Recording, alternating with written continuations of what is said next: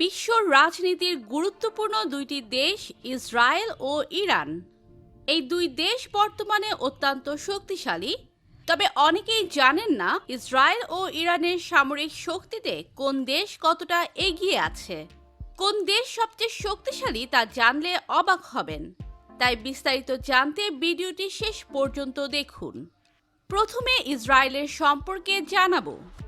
ইসরায়েলের বার্ষিক প্রতিরক্ষা বাজেট প্রায় $25 বিলিয়ন, যা তাদের জিডিপির একটি বড় অংশ। এটি ক্ষেপণাস্ত্র প্রতিরক্ষা, উন্নত বিমান এবং প্রযুক্তি নির্ভর অস্ত্র ব্যবস্থার ওপর ব্যয় করে থাকে।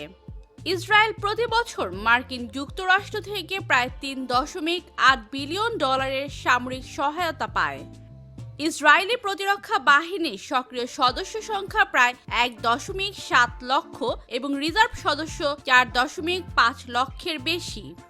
বাধ্যতামূলক সামরিক প্রশিক্ষণের কারণে দেশের বেশিরভাগ নাগরিকেরই প্রাথমিক সামরিক অভিজ্ঞতা রয়েছে।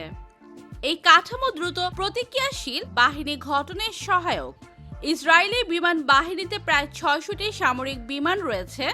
এদের মধ্যে রয়েছে বিভিন্ন প্রকার যুদ্ধ বিমান, পরিবহন বিমান, হেলিকপ্টার ও নজরদারি বিমানের ইউনিট। অধিকাংশ যুদ্ধ বিমান অত্যাধুনিক প্রযুক্তির এবং স্টেলথ সুবিধা সম্পন্ন।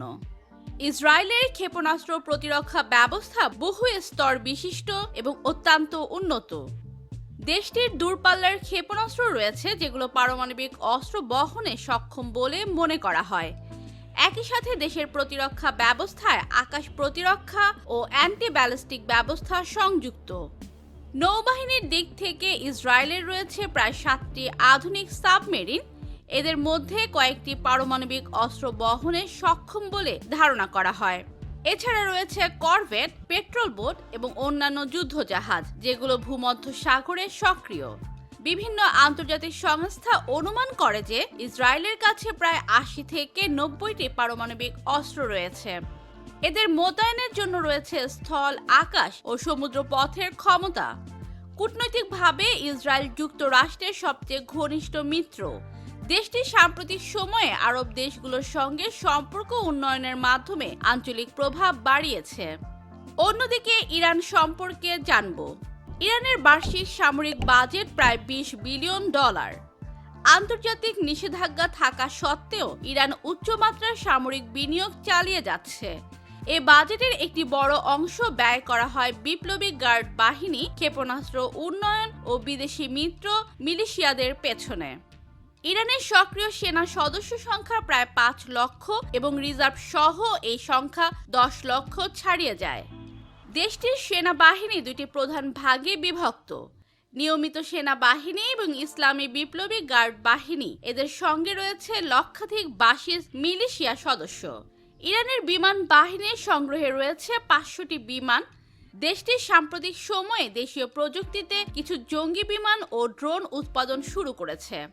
ইরান ব্যালিস্টিক ক্ষেপণাস্ত্রে ব্যাপক অগ্রগতি লাভ করেছে। দেশটির কাছে 2000 কিলোমিটারের বেশি পাল্লার অনেক ক্ষেপণাস্ত্র রয়েছে এবং এগুলো বহু সংখ্যায় প্রস্তুত রাখা হয়। কিছু ক্ষেপণাস্ত্র পারমাণবিক ওয়ারহেড বহনে সক্ষম বলেও আশঙ্কা রয়েছে।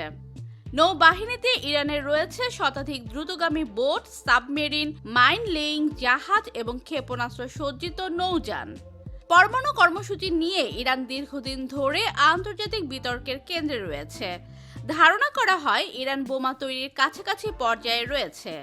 আন্তর্জাতিকভাবে ইরান রাশিয়া, সিরিয়া, হিজবুল্লাহ ও হুথিদের সঙ্গে ঘনিষ্ঠ সম্পর্ক রাখে। তো প্রিয় দর্শক, ভিডিওটি ভালো লাগলে লাইক দিন ও চ্যানেলটি সাবস্ক্রাইব করুন। ধন্যবাদ।